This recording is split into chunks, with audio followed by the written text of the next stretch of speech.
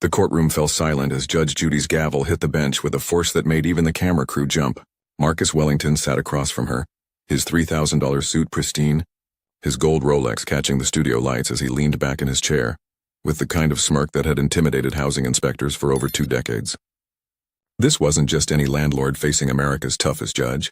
This was the man who owned 847 rental properties across 3 states, a slumlord empire worth over $200 million built on the suffering of families who had nowhere else to go. But Judge Judy had just delivered a threat that would have sent any rational property owner scrambling for their lawyer. Instead, Marcus Wellington did something that would destroy his entire fortune in less than 36 seconds. Wellington thought he knew exactly how this would play out.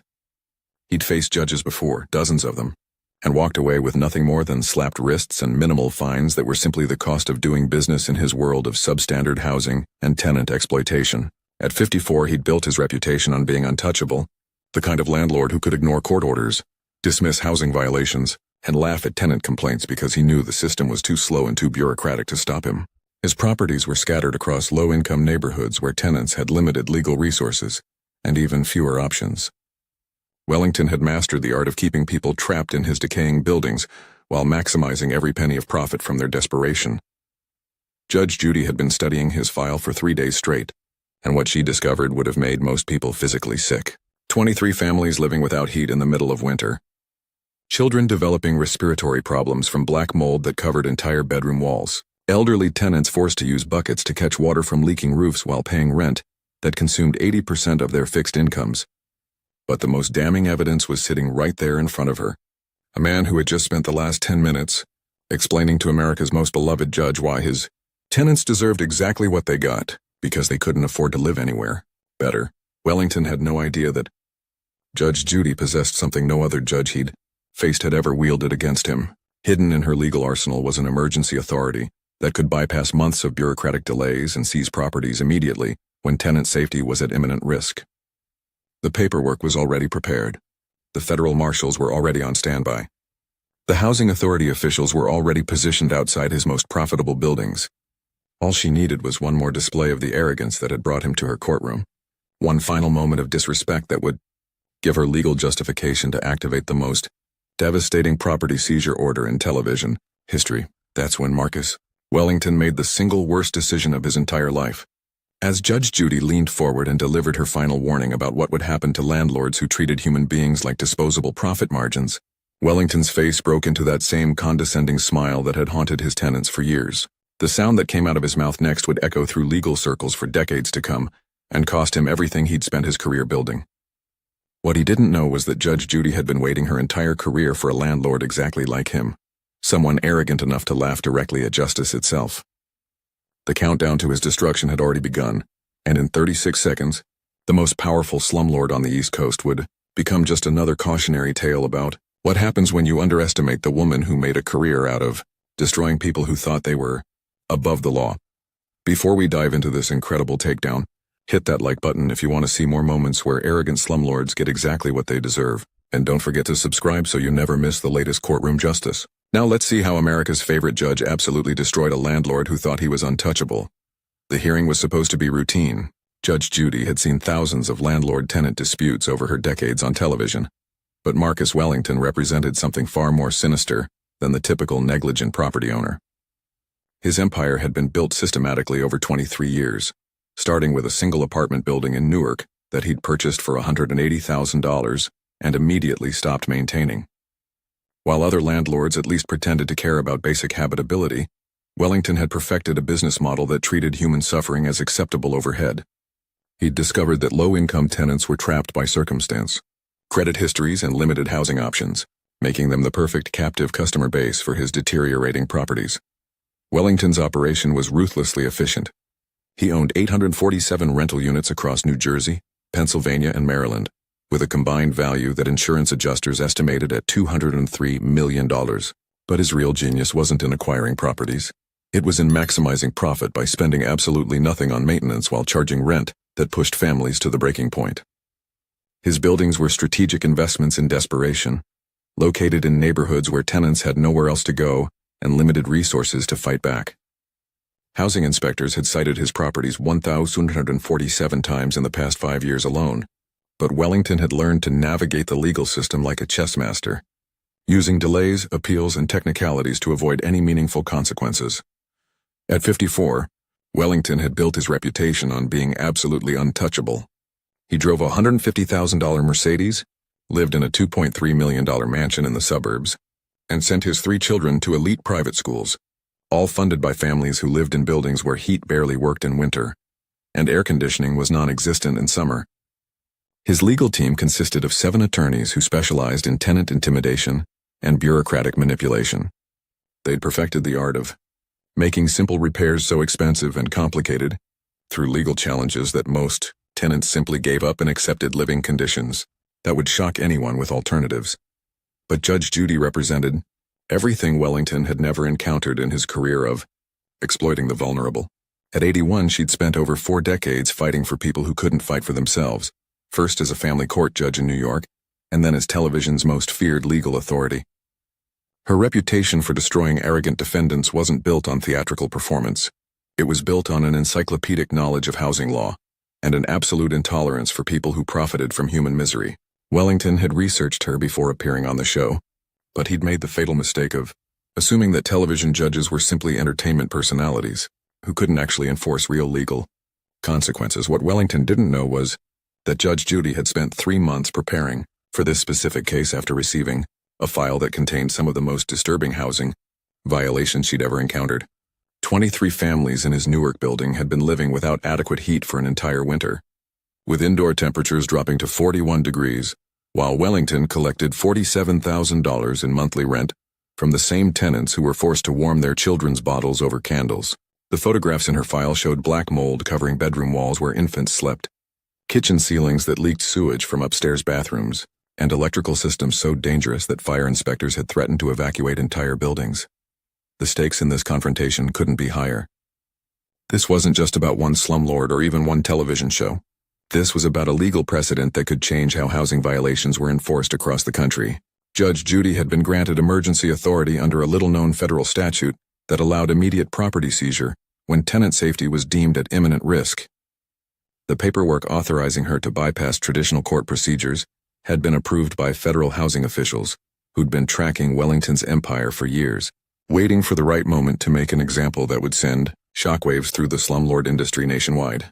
The case that brought Marcus Wellington to Judge Judy's courtroom started with a phone call that would haunt anyone with a conscience. Maria Santos, a 34-year-old single mother of 3, had been living in Wellington's Newark building for 18 months, paying the $400 monthly for a 2-bedroom apartment that was slowly poisoning her family. When the temperature dropped to 15 degrees in February, her apartment's broken heating system left her children sleeping in winter coats, while Wellington's property manager ignored 17 separate repair requests. But the heat was just the beginning of a nightmare that would expose the systematic cruelty of Wellington's empire. The black mold covering 8-year-old Sophia's bedroom wall had triggered asthma attacks so severe that Maria rushed her daughter to the emergency room 4 times in 3 months. Hospital bills totaling $11,000 were crushing the family financially, but Wellington's response to Maria's desperate pleas for mold remediation was a rent increase notice and a threat of eviction if she continued complaining. The photographs Maria brought to court showed conditions that belonged in a horror movie, not a place where children were supposed to sleep safely. Thick, dark mold colonies spread across an entire wall like cancer, while ceiling tiles hung dangerously loose from water damage that had been ignored for over a year. Judge Judy's expression grew darker with each piece of evidence Maria presented.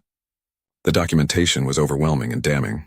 17 separate maintenance requests submitted through Wellington's online portal, each marked as received but never addressed. Medical records showing Sophia's worsening respiratory condition directly correlated with exposure to toxic mold. Photographs time-stamped over 6 months showing the progressive deterioration of living conditions, while rent payments continued to be collected on time. But the most devastating evidence was Wellington's own written response to Maria's complaints, an email that would be read aloud in court for millions of viewers to hear. Wellington's property manager had sent Maria a message that revealed the callous calculation behind his business model. Tenant complaints about minor cosmetic issues like wall discoloration are not grounds for rent reduction or emergency repairs. If current living conditions are unsatisfactory, we recommend seeking alternative housing arrangements. Property improvements are scheduled based on cost-benefit analysis, not individual tenant preferences.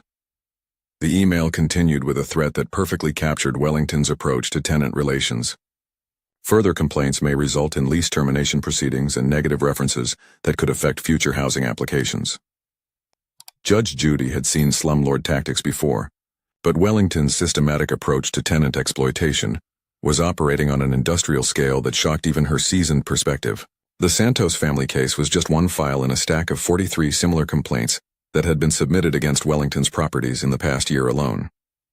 Each case followed the same pattern: desperate tenants trapped in deteriorating conditions, ignored maintenance requests, medical emergencies caused by habitability issues, and threats of eviction whenever families tried to demand basic human dignity. The pattern wasn't coincidental. It was the foundation of a business model that treated housing as a weapon against the poor. The hearing was about to begin, and Wellington sat confidently in his designer suit, apparently unaware that Judge Judy had spent 3 sleepless nights reviewing evidence that painted him as one of the most heartless landlords she'd encountered in 4 decades of legal practice. His smirk suggested he expected this to be another routine performance where his lawyers would minimize damages, and he'd walk away with nothing more than a minor financial inconvenience. What he couldn't have imagined was that Judge Judy had already activated legal mechanisms that would turn his own arrogance into the trigger for his complete destruction. Judge Judy had heard enough.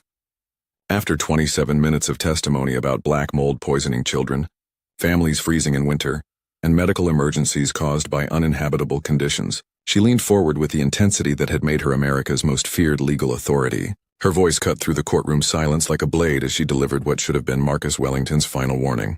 Mr. Wellington, I want you to understand something very clearly. When landlords like you treat human beings as disposable profit margins, when you collect rent from families living in conditions that would shock a reasonable person, you're not just violating housing codes. You're committing a crime against basic human decency, and I have the authority to make sure you never harm another family again. The courtroom held its collective breath. Maria Santos sat in the witness section, tears streaming down her face as she thought about her daughter's asthma attacks and the mold-covered bedroom where Sophia was afraid to sleep. The audience of tenant rights advocates leaned forward, sensing that something unprecedented was about to unfold. Judge Judy's tone had shifted from stern judicial authority to something far more dangerous, the voice of someone who'd seen enough suffering and was about to end it permanently. But Marcus Wellington, in his $3,000 suit and gold Rolex, was about to make a decision that would destroy everything he'd spent 23 years building. Mr. Wellington, Judge Judy continued, her eyes locked on his face. I'm prepared to authorize the immediate seizure of your properties under federal emergency housing provisions. Your tenants will be relocated to safe, habitable housing at your expense, and your rental licenses will be permanently revoked across all 3 states where you operate. Do you understand the gravity of what I'm telling you? The legal mechanism she was referencing was real and devastating. Federal marshals were already positioned outside his most profitable buildings. Housing authority officials had paperwork ready to assume control of 8 and 47 rental units. The emergency seizure order required only her signature to activate, and she was holding the pen that would end his empire forever.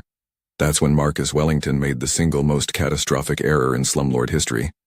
Instead of the fear or contrition that any rational person would display when facing complete financial destruction, Wellington's face broke into the same condescending smirk that had tormented his tenants for decades.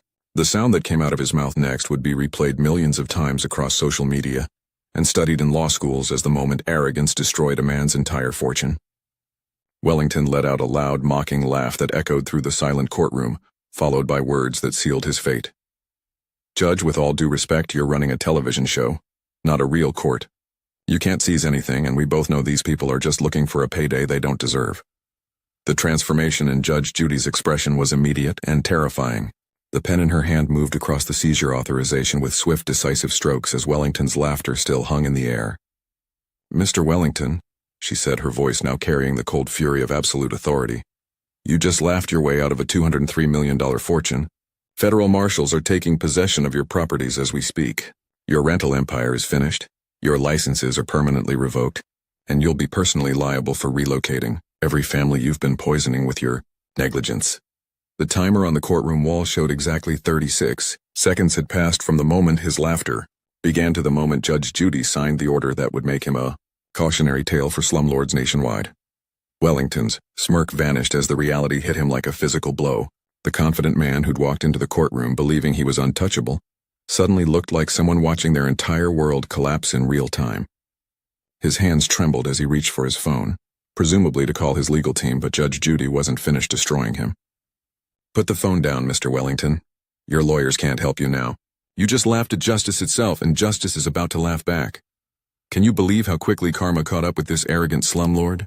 If you're loving this instant justice, smash that like button and let us know in the comments.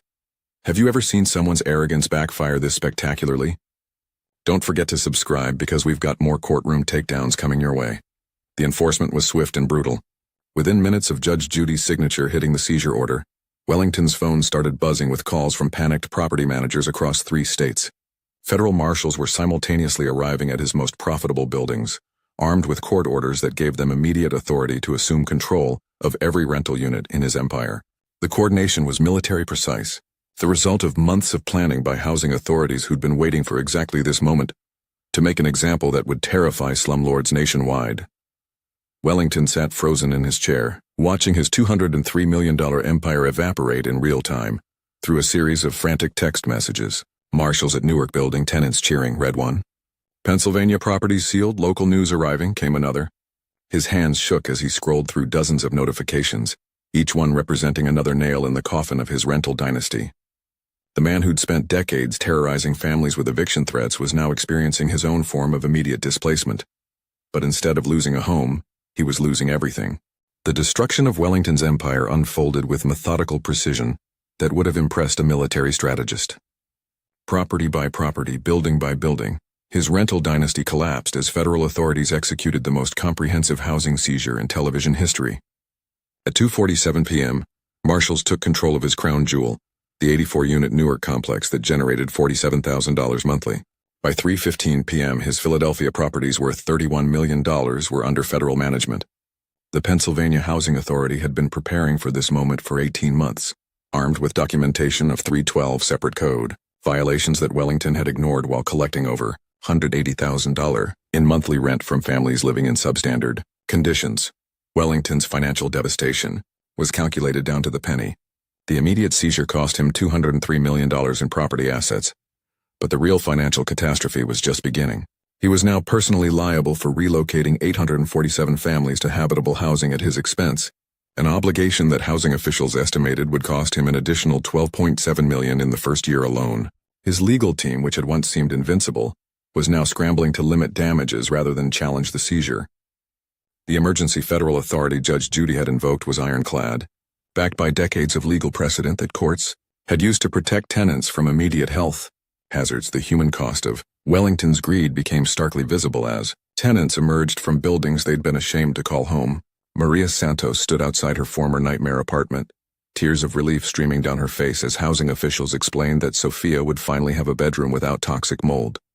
8-year-old children who'd been sleeping in winter coats for months would have heat. Elderly tenants who'd been catching sewage in buckets would have working plumbing. Families who'd been trapped by circumstance and limited options suddenly had advocates with real power, fighting for their basic human dignity. Wellington's attempts at damage control were pathetic and desperate. His publicist issued statements claiming the seizure was politically motivated, but the evidence was overwhelming and undeniable.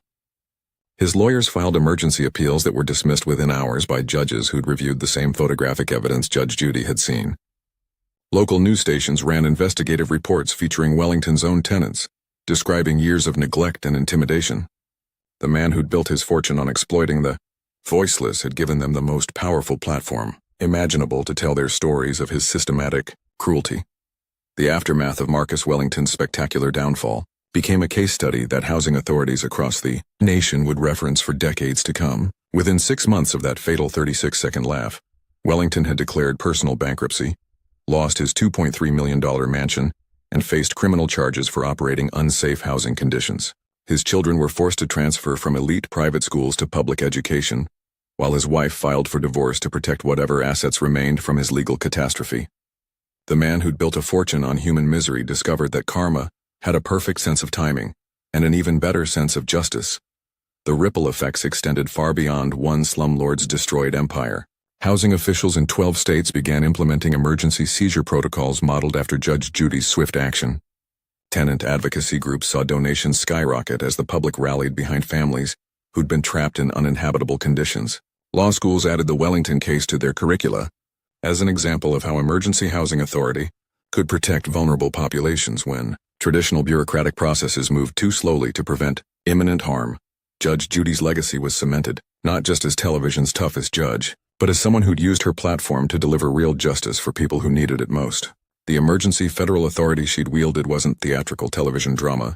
It was legitimate legal power that she'd deployed with surgical precision against someone who'd spent decades believing he was above consequences.